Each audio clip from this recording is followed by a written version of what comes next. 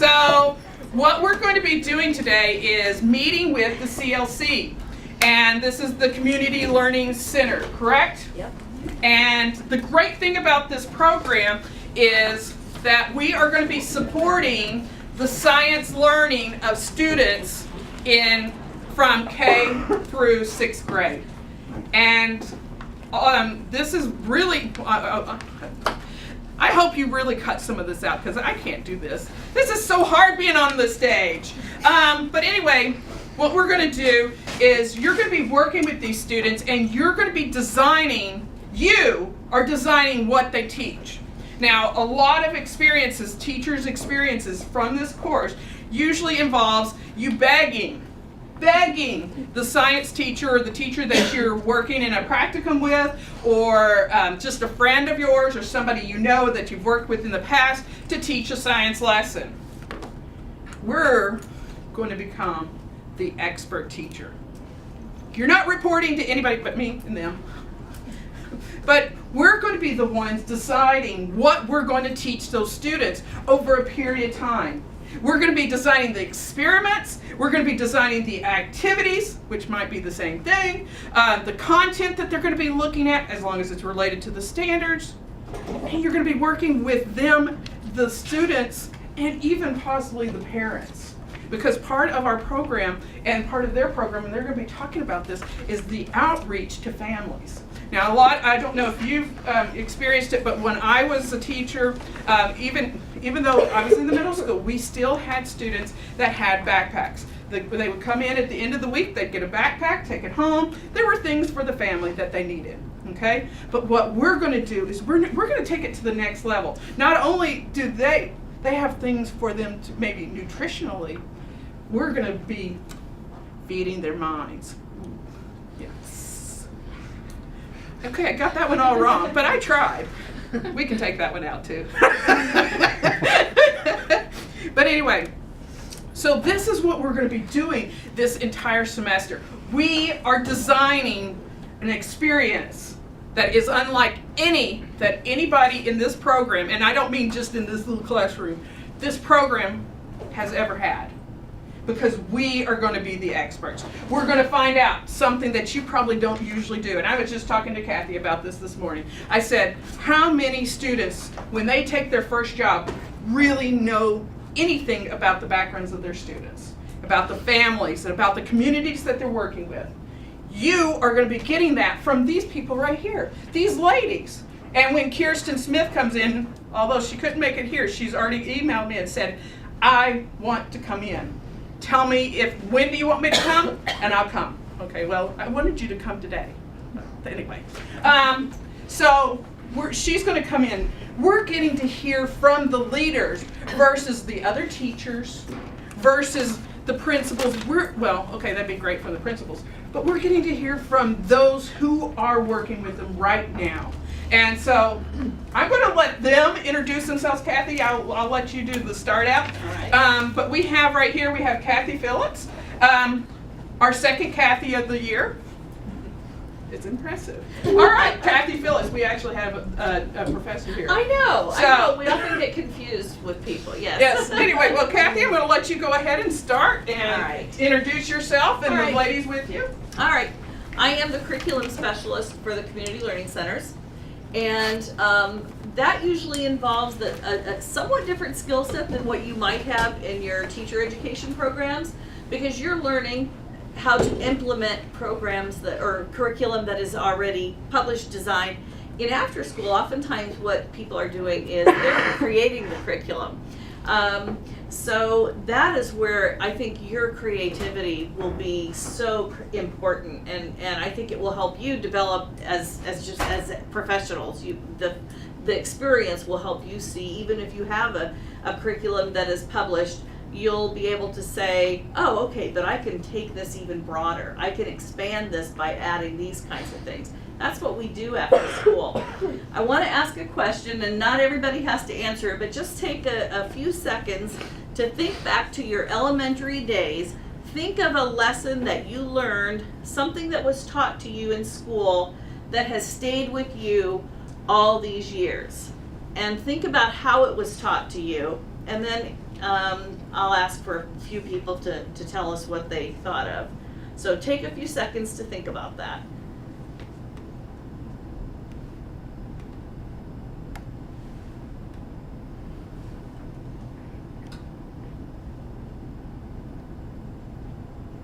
Does anyone have something that's come to mind yet?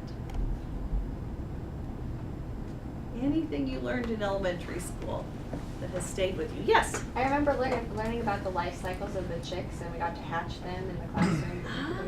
Excellent. Very good. Hands-on. Mm-hmm. Yeah. Who else has something that has stayed with them? We did something, when I was in 5th grade, we did something with simple machines, and we had to make our own, like design something and make it. Okay, excellent. So you created a machine and you built it Yeah. out of materials that you just had available to you? Excellent. Very good. Anyone else? Let's have one more.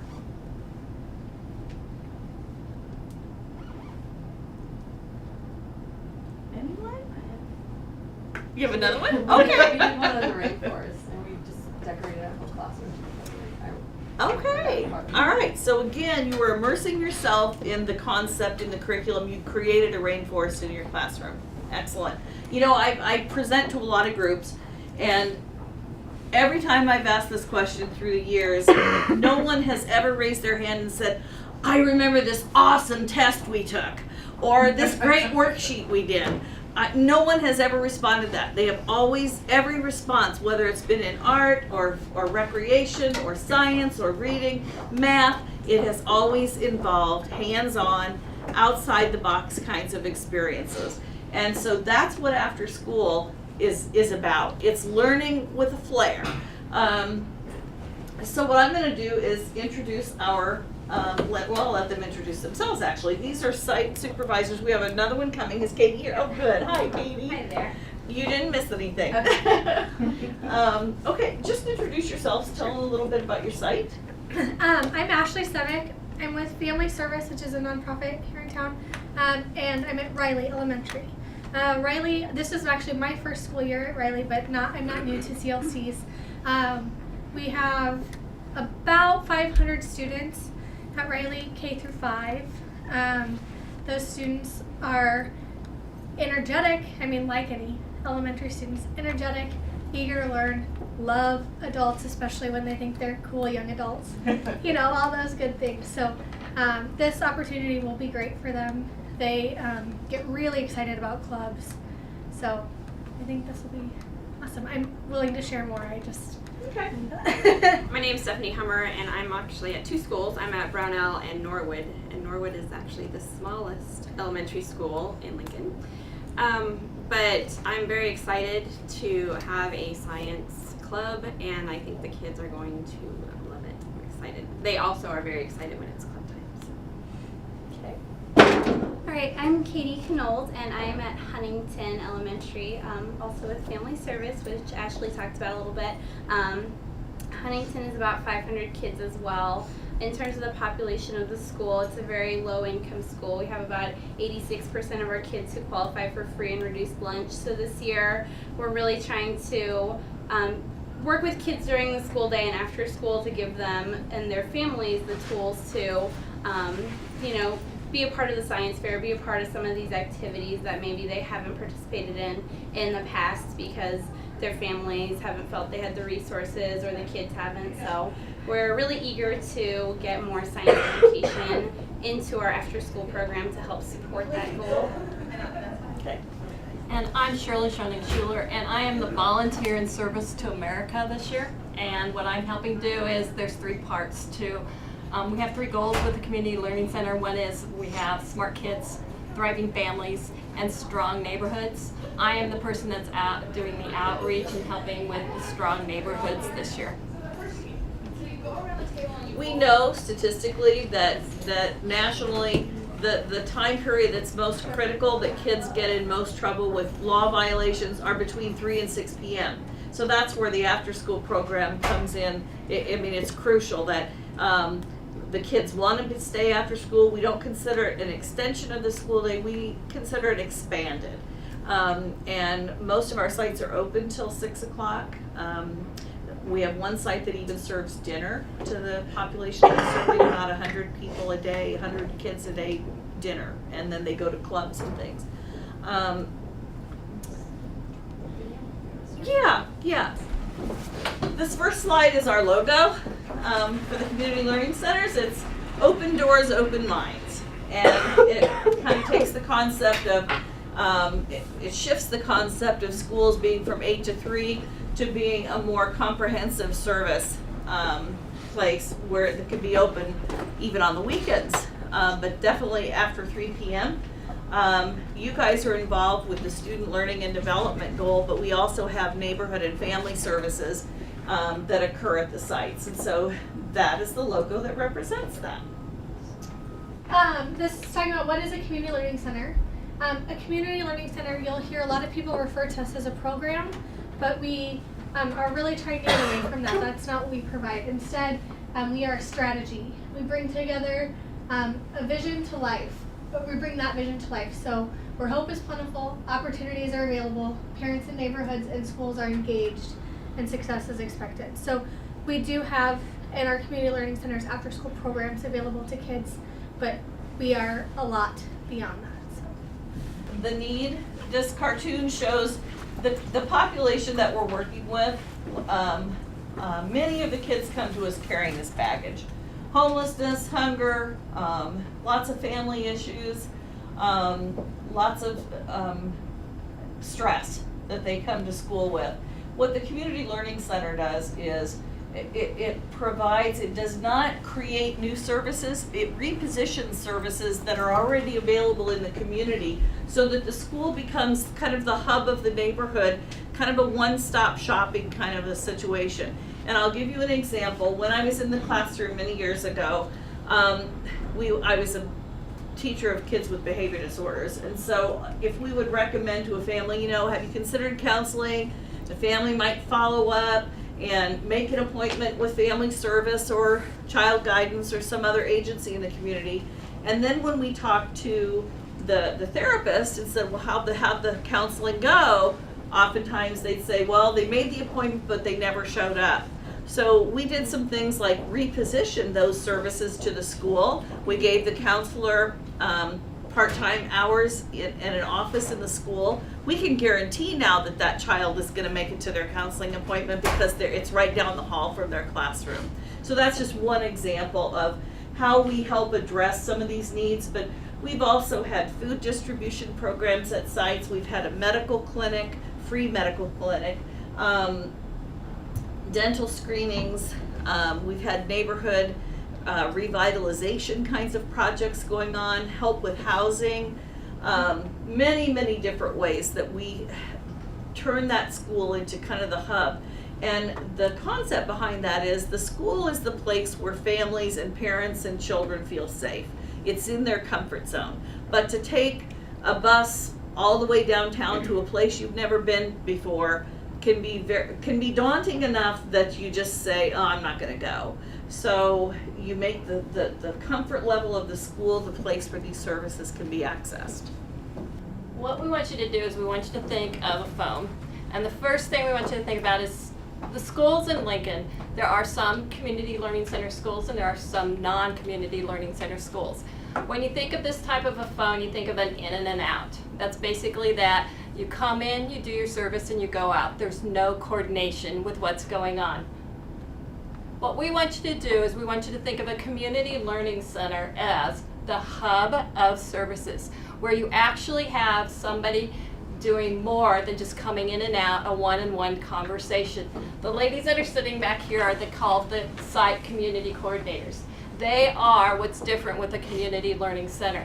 They coordinate services that are coming into their schools with the principal, with their partners, with anybody, and they look at the needs of that school. Each neighborhood, each school, each principal that you meet is so different. It's a wonderful experience.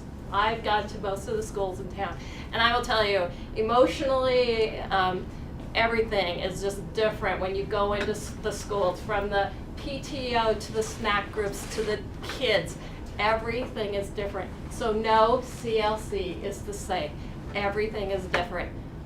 That's what we want you to think about when you see this, that every app is different. We have some of the same, but mostly these ladies and coordinate everything that come in.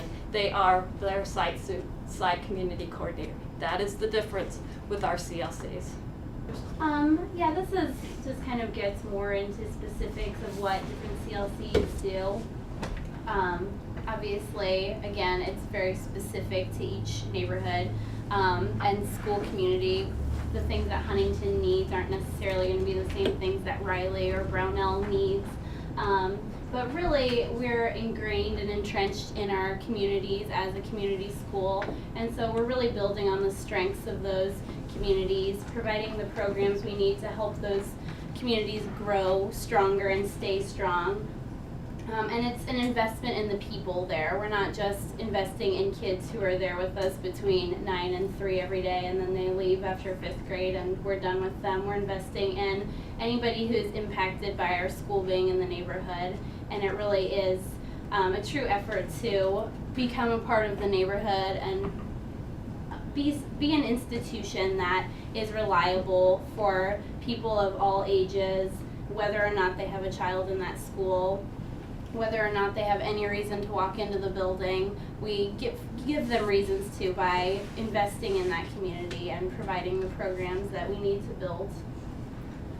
There's a saying in the CLCs that if you've seen one CLC, you've seen one CLC, because they're all different. So those of you who are at Huntington might come back to class and have some conversations about things at Huntington, and the Riley's team might come back and say, that's not anything like what we're dealing with.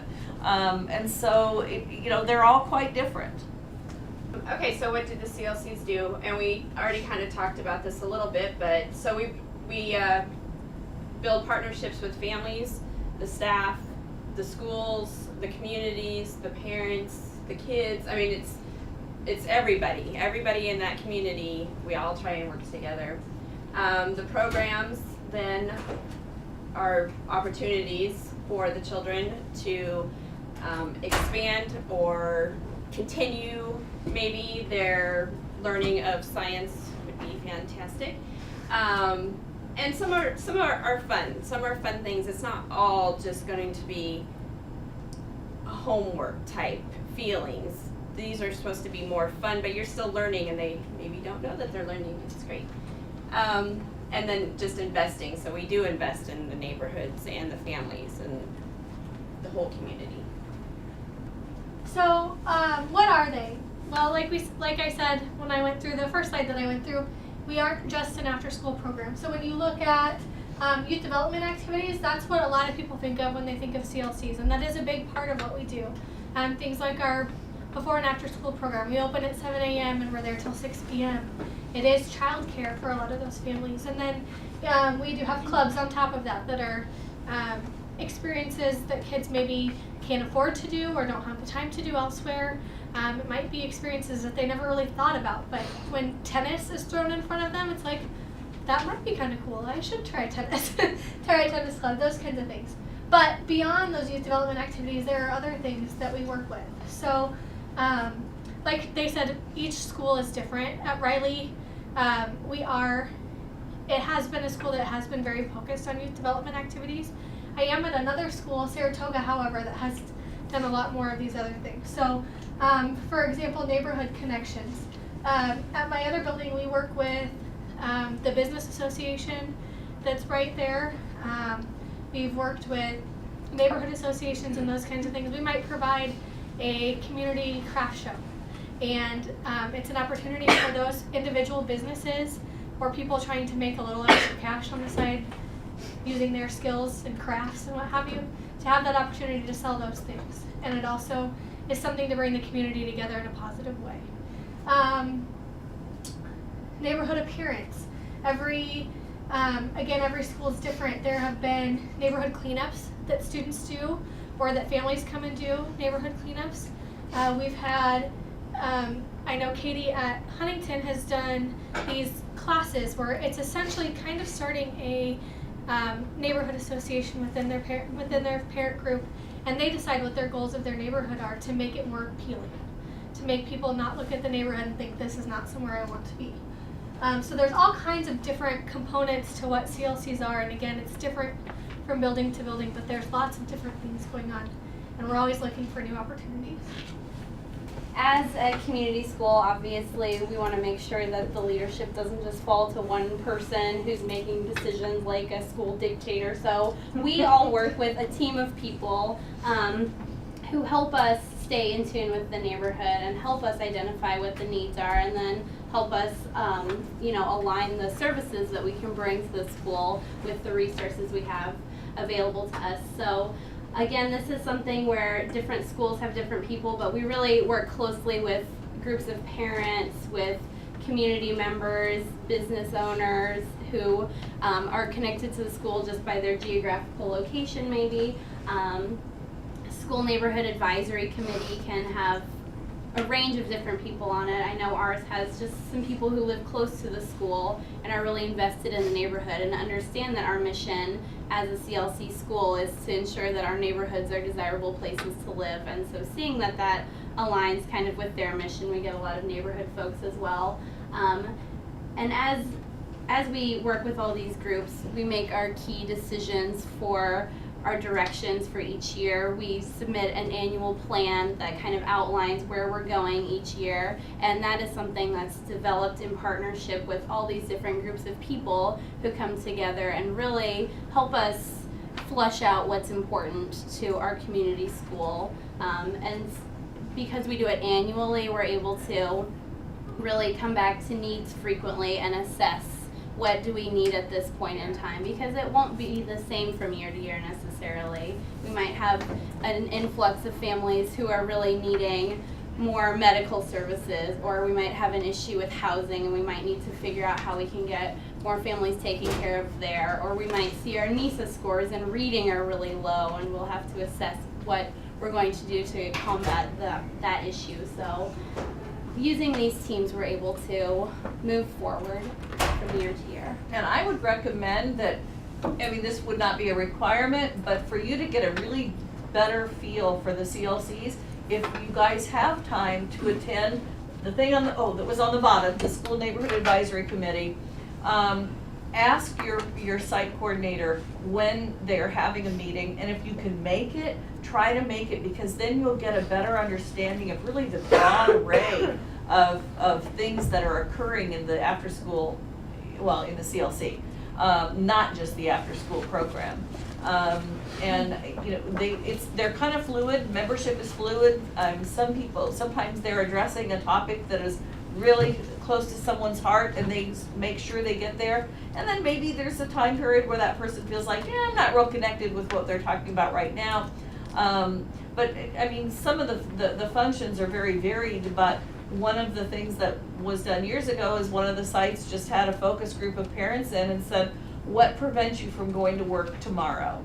Then after that, we shut our mouths and we just started taking notes. And the information we got from the conversation to that one question took all evening, but it really helped that advisory group then kind of say, okay, this is the direction we need to go then. These are barriers to upward mobility for our families, and so that's something we can do. We can address those things. So I think I would highly recommend you attending a they call them snack, dumb acronym, because then people confuse it with having a snack. But anyway, you don't get snacks there.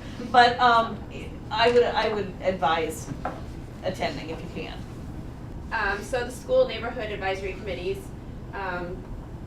Katie kind of addressed that. You've kind of addressed just everything that the annual plan, because we do develop those, but again, it takes everybody's input. We don't just do it ourselves. The meeting regularly and then going through that annual plan throughout the year, making sure that you are doing what you need, what you said you would do. So Lead agency, that's what Katie and I talked about.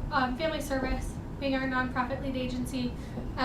Northeast Family Center, being Brownell's lead agency. There are 9 lead agencies with our 25 different sites.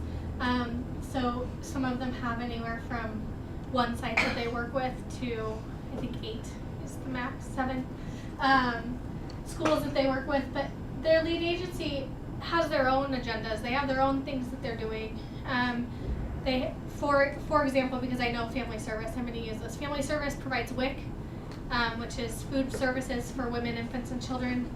They provide the child care food program to independent child care facilities. They provide therapy and behavioral health services, those kinds of things. And they provide before and after school programs at not just CLC sites, but other sites. Those are really their goals. So when they decided to partner with this community learning centers, it was because they saw a meeting of their missions that worked with what they are working to accomplish and to help families and strengthen families and those kinds of things. So it's really finding that mission fit, integrating what is going on in the lead agency versus what's going on at the CLC sites. They are essentially the governing body of what happens at those CLC schools, because it has to, again, fit within that mission. They are who provides most of our pay and those kinds of things. But it's great to have those resources too. Like I said, Family Service provides behavioral health not just to Family Service sites, but to schools throughout the district that have community learning centers, because that is a mission fit for them. So our lead agencies are huge partners, and we couldn't do what we do without them. The school principal is a really essential piece of the community learning center model. You really have to have principal buy-in to have a successful community school. They're kind of in charge of the building and really set the tone of the school in terms of getting teachers on board with the mission as well. Just the role they play in the climate of the school is really essential, and we're fortunate in all of our CLC schools to have principals who do grasp the mission, don't just think that we're providing babysitting before and after school, and really understand that we can provide resources. And so we work really closely with our principals to identify families who are needing help, identify resources. They serve on our school neighborhood advisory committees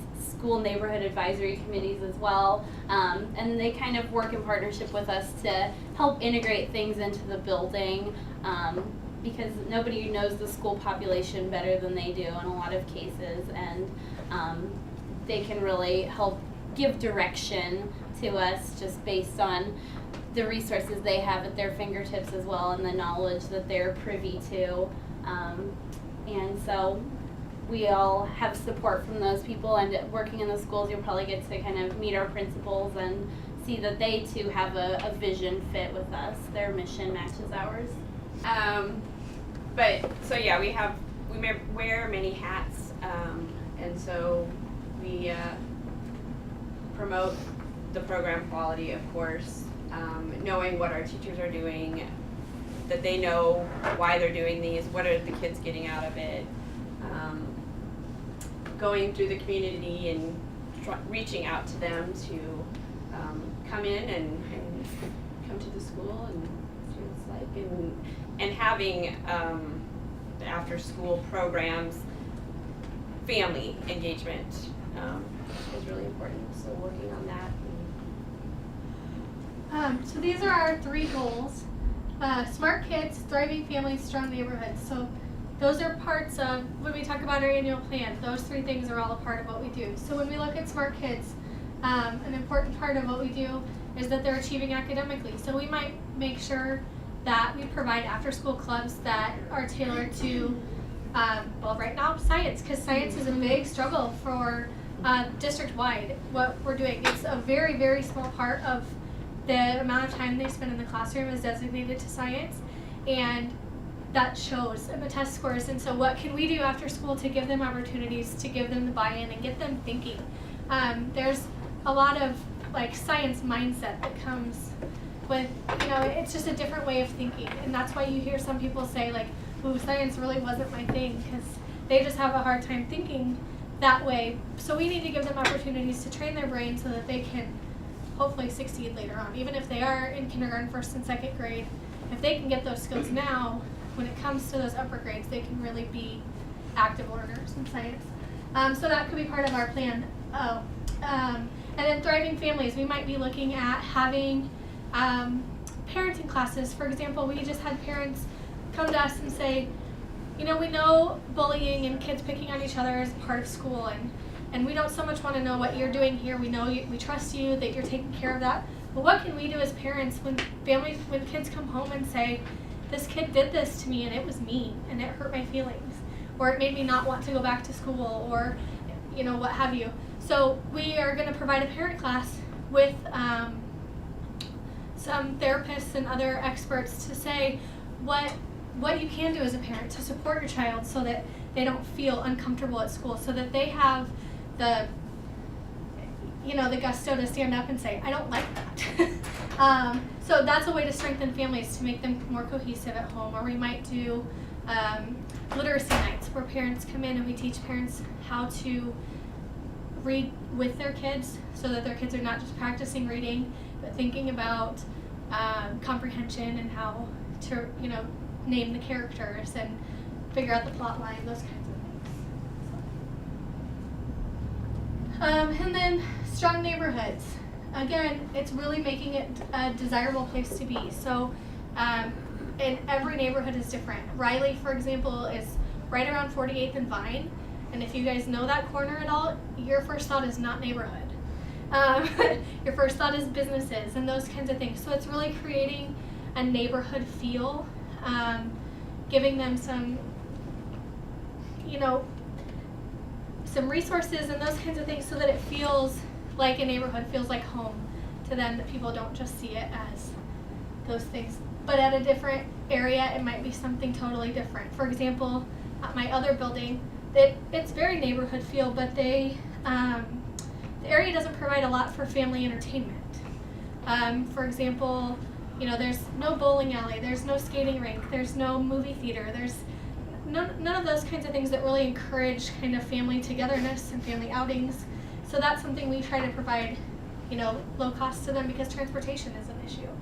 That's kind of a focus of that school. So again, it just kind of depends. But obviously, community schools are focused on relationships, building relationships with the kids, building relationships with our parents, building relationships with the community. We're not just here to shake hands and make a deal and move on. It's really about understanding what people have to bring to the table, understanding what people need, and getting to know everybody in order to make those things fit together at each individual school. So obviously this is the point at which we can take questions at all. And we know the avenue in which you guys will be involved, but obviously there's, this is a lot of information to take in, so we'd be happy to answer questions about community learning centers. Or about the students, or About the what to students, expect in the yeah. after-school program. Any questions?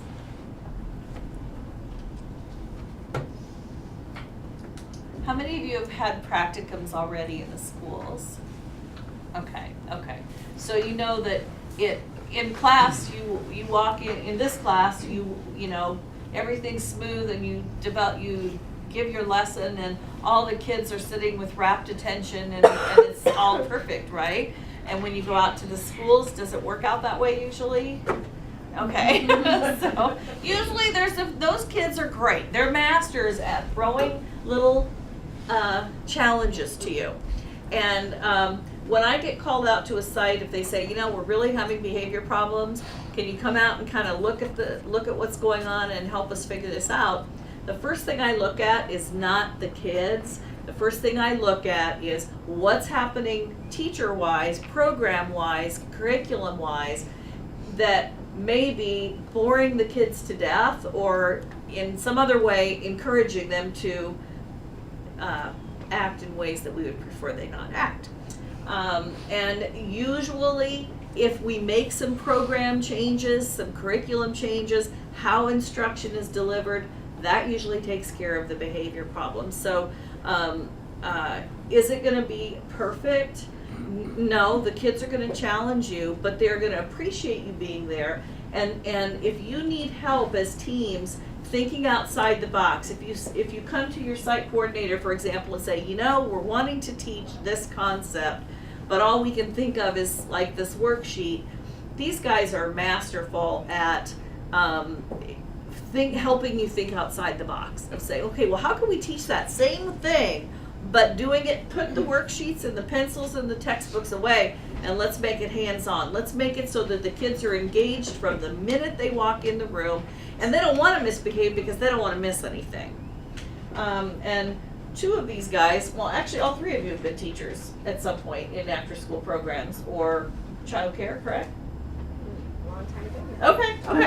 So they've been there, done that, and now they're in the administrative role, but they're great at helping think outside the box.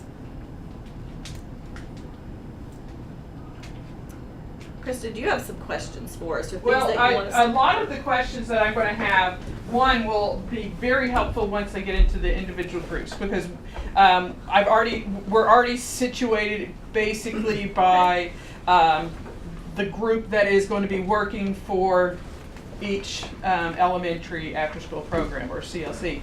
And then, so I definitely want that kind of information. Okay. And while I know we want to align our activities to the standards, which is a requirement of this course, but, and again, this may be, when you get into the small groups, these are questions of what is there a particular subject that you're wanting for a focus area, and that you're already hoping for, each, or as again, it may be what is the need of this, for this group or this elementary, and maybe they know that answer, and again, that will be for the smaller groups too. Perfect.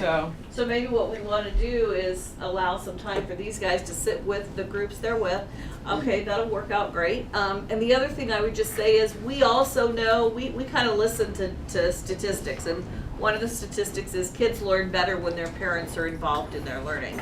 And so the after school programming is a great way to engage parents in their child's learning. So Krista had mentioned the backpacks, and I'm sure she'll get more into that with you. But another thing you could think about is having a culminating event for the kids to showcase at the end of your club. Invite parents to the last week, and maybe the kids are going to have developed a portfolio during their time with you, or experiments, or whatever it is that you're doing, and have it interactive so the families can come and actually participate with their children. right.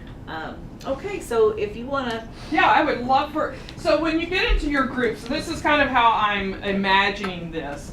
One, please ask the coordinator any information about these students, because we won't be seeing them until much later into the semester. So whatever information you can get. So you do need to find out possibly the demographics, maybe if they know some of the answers about strengths or weaknesses, interests. I know that some schools, especially like the K1, K2 age levels, there may be specific activities that are already going on in the classroom. We want to give them something outside of dinosaurs, if that's what they mostly focus on in the early grades. And that's where Kirsten would actually help us out with some of knowing exactly what that curriculum is, and I'll try to get some of that information as we go along. 2, if you can come down and figure out what the content is that you're wanting to focus on. There may be an overarching idea, and you guys decide as your group, maybe today, so we can start planning this. Maybe an overarching activity. I know Dan and I actually were talking about this, which would be really kind of cool, is having students, maybe they're researching a specific thing, you're doing all these activities, and the last one, the students do a quote science segment, okay? Or a weather channel, little whatever. So there's ideas that you can come up with, and you may already know, because they're going to have to. We're definitely wanting permission. I know that y'all are going to get the permission for pictures and video. Is that right? So there is going to be opportunity where we'll be able to videotape these students and hopefully show this to students along the line. I don't want this to be a one semester thing. I'm hoping this will be a long-term thing. So you guys are helping think of some projects, and sky's the limit, well, to a certain extent. For you guys, we will try to get most of the materials, and if there's materials at your schools, but if you already know what those materials you're thinking as a group, go ahead and kind of come up with that, so that between now and the time we get in the classroom, we can get those. So find out some more about your the class or the elementary that your school that you're going to be working with. Start thinking about the content area that you're going to want to look at. And I know you're going, well, we haven't even talked about content. Well, we can start dreaming. And I do have forms where we can look at the science standards. So if you're really wanting to start right now with some ideas, I can pull those up real quick. And they should be up on the website under the Nebraska State Standards on Blackboard. I can't remember if I put that up there or not. And then thirdly, maybe even figure out what your culminating project might be if you choose to do so, okay? And that's based on each one. And finally, is it the Brown Owl? Is that right? The Brown Owl group, we need to figure out what age level you're going to kind of target and go from there. Now, here's the other little thing we have to come up with. A name for our science club, right? Yeah. Well, I came up with one. Tell me, do you like it? Oh, please say you like it. Please, please, please, okay? So this is what I was thinking. Okay, it was totally awesome. Okay, I'm a chemist, right? I like chemistry. So here's what I was thinking. Okay, it's really, I know it's so simple. But let me tell you anyway. It's elements. Elementary science. Elements with a big E and a big S. Elements. Is that stupid? You like it? Do you like it? Yeah! Yeah! So anyway, but maybe we call it the Elements Club. Maybe you decide that, well, okay, that's going to be our big idea. That's going to actually come from there. So it has to use elements. But maybe your science club is a spin-off from elements. Okay, doesn't mean we have to focus on chemistry, but you can possibly do something that is a runoff or peels off from the idea element, so we can all connect to one overarching big idea that we're going to be pushing in the science education for the elementary. Okay, so you can come up with, I need help with slogans. I mean, I know I'm just fantastic and I got the great name, but I need more help. So maybe you guys can come up with some ideas in your groups and you can share it with us, okay? It does make a big difference too. I mean, I know we've had, for example, a club about the human body, and they called it Blood and Guts Club. Like, that was a big draw for kids to, be a part of Blood and Guts Club, or different things. So it can be a big. Yeah. So come up with a name as well. You guys have lots of things to do. Did anybody come up with a club name? Oh. Woohoo! I mean, woohoo. You said that. Gosh, some people are really loud. All right, so great. Is it for your group? Wasn't that what we're Yeah, I know, but there was only 2 of you that raised your hands. I was wondering. We were the Totally Awesome Fun Science Club. Oh, I love it. And it's not subject specific. Good. Exactly. Okay, can you write that down? Because I don't even, totally awesome, totally fun. Totally awesome. No, that's too many totallys. It's just Totally Awesome Fun Science. Okay, am I talking too much on that one? I love Dan. Of course you never talk too much. Okay, so why don't we start with you guys? Tell us a little bit about your discussion. Did you maybe even something that you're hoping to accomplish by the end? If you even know what you might end up doing, just kind of an overview of what your group discussed. Well, we kind of talked about, we don't have a subject or like a topic. I guess we have a subject, but not like a topic yet. But we thought it'd be kind of fun to have a plant or something that they plant at the beginning that will grow throughout the 6 weeks. But we don't have anything nailed down yet. Okay, and why don't you tell about the age level that you're going to be working? Yeah, talk to the camera. There's a camera there. We chose, what, 4th and 6th? 4th, 5th, and 6th? Third, 4th, and 5th. There you go. For ours. So 3 classrooms, 3 teachers each. Oh, wow. Fantastic. All right, this group right here. Well, I was pointing to them. Oh, okay. We discussed that Huntington will be working on a community garden project towards the end of the semester and through the summertime, so we'd also like to incorporate some kind of plant science or climate or other such related topics into whatever we'd be working with the kids with over the semester. The target age groups would be the 3rd through 5th grade range, and I guess that's about it. We didn't come up with a name, unfortunately. It's okay. No, it's okay. All right. All right, this group right here. We are focusing on K through 2nd at Riley, and we decided to do Nebraska animals. Love it. And then we're gonna focus on like the different climates of Nebraska, because obviously we have different like animals here than like Western Nebraska has. And then we thought about incorporating like health things, like the different things that we could eat or get from the animals, or that maybe some like things that they eat that we might be able to eat. Yeah, I heard y'all talking about the entomology, because if we need to, we can even talk with Tiffany Hang-Moss too, if we need to. Yep. And I mean, that's why this is sky's the limit. We can do whatever we want as long as it's related to the standards. I mean, I'm hoping to go to the experts and get them involved in this as well, not just going through us. So perfect, fantastic. So we've got everybody's focusing on the outdoors. Wow, that's great. Are y'all excited? Yes. Oh. Wow, I really can tell they're excited. Should I try that again? Are you excited? Yeah. Oh, I only got this side. What about this side over here? Are you excited? Yeah. Yeah. All right. Well, I want to thank the CLC people that have come to visit with us.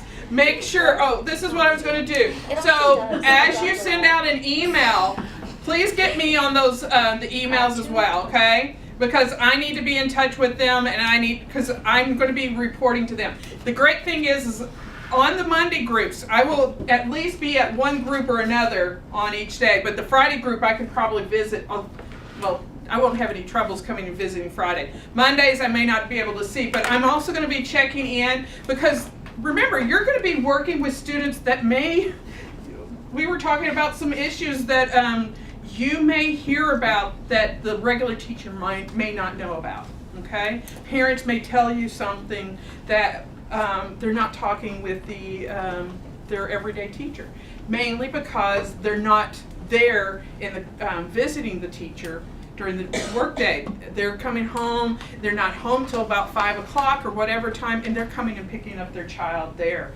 and you get to interact with them. And if you hear something, of course, you need to definitely, anything, kind of scary, not sure, immediately tell somebody, those in charge, because it may be very pertinent, okay? But also, it's something I was telling them, if we need to, let's just say there was something really, it went crazy, or some kid went crazy, we can also spend time here debriefing. It's not going to be just, you go do this and this class is totally separate. We're one and the same. It's a very synergistic practice, and we're going to be working together. We'll be in these groups, we'll be in different groups, but these are going to be your support people throughout the semester. But if we need to, we can bring in, if maybe the CLC coordinator can come in and talk with us about an issue, or if we need to, we can even invite people from other departments or other people within the department to help us talk about how to deal with students in our groups, okay? It may be perfect, I'm not trying to scare us, but we're here to work and make ourselves better teachers. And when you get your own classroom, you're gonna have to do these very same things, except we can do it in a supportive big classroom like this, okay? We're going to become the best science teachers ever in the entire world. I'll stand up straight when I say that. We're gonna be the best ones in the entire world, because I can feel it, I feel the energy. Ooh. Okay, maybe it's my energy because I go crazy. And no, I have not had sugar today, so that's something to keep in mind. All right. Can I say a little more? Please. I will say, I always tell all of us students and club instructors that it is a privilege to be in after-school clubs. They are free clubs provided to kids, and it's not like the school day where we are mandated to provide that service. If they can't handle it in the club and they're ruining the opportunity for the other kids, then they don't need to be there, because there's plenty of other kids that would like to be there and can earn their spot. So that requires open communication between myself and you guys to be able to talk through those issues and see, is it, like Kathy said, a structure issue where maybe it's the way things are designed and they're bored, or is it an individual child issue, and that's something bigger that we need to look at so that the other, if there's 15 kids, the other 14 kids get a great experience out of it. That's a great point. Thanks, Ashley. Yeah. Yeah, and that's the great thing, because you do have a little bit more say-so. So, and I mean, it helps It with doesn't the mean parents are pleased when you say your kid can't come back, but you know what? It's if that's the decision we have to make for the safety of other kids, That's or, right. That's or right. for the enjoyment of other kids, that's what we have to do. Okay. Are there any other questions that we need to ask of program before we? All right. Well, I'm going to say thank you for coming out and visiting our class. I hope everybody else says thank you too. And we look forward to working with you. And any emails that you need to share with me or vice versa, we'll definitely be in touch. I think next week we're going to be looking at the science standards themselves. So by the following week, so the 28th, and I'm meaning the next class meeting. So that's when I meant to say next class. So at our next class meeting, we'll be working with the actual standards. So by the, when would that be? February something? Oh, it'll be 28th. Okay, so January 28th, we should have that topic ready for you. I heard that you asked for like a 2-sentence blurb. Is that right? I think we'll do the same thing for all the groups. And then we'll also have club names, because you know, a totally awesome name, like a totally awesome fun science name is like needed. The totally awesome fun science club. And I still can't say it right. What is it? TAPS. TAPS? Is that what it is? I didn't write it down. TAPS. TAPS.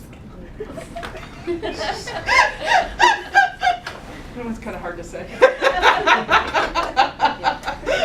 All right. Well, thank you so much for coming, and we will be in touch with you in the near future. Yes, and why don't we? Oh, y'all are gonna